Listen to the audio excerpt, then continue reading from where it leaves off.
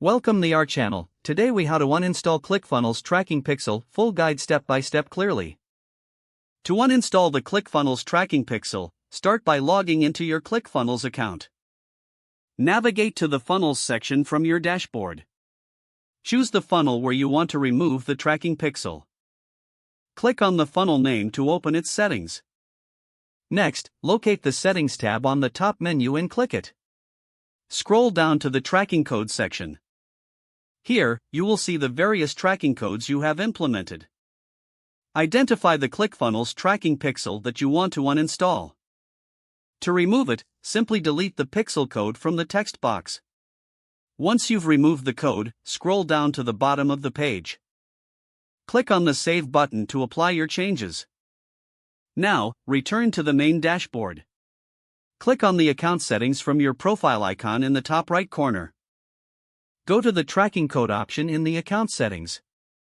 Check if any global tracking pixels are set to ensure you remove all instances. If you see the ClickFunnels tracking pixel here, delete it as well. Once all codes are removed, log out of your account.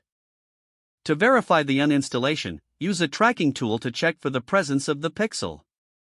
Your ClickFunnels tracking pixel should now be completely uninstalled. If the page does not load, refresh the browser or try again in a private or incognito window.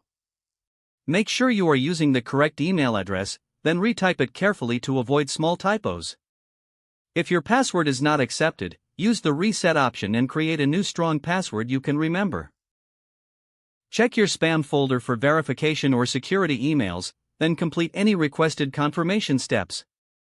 Enable two-factor authentication if available to improve account security and reduce unauthorized access risk.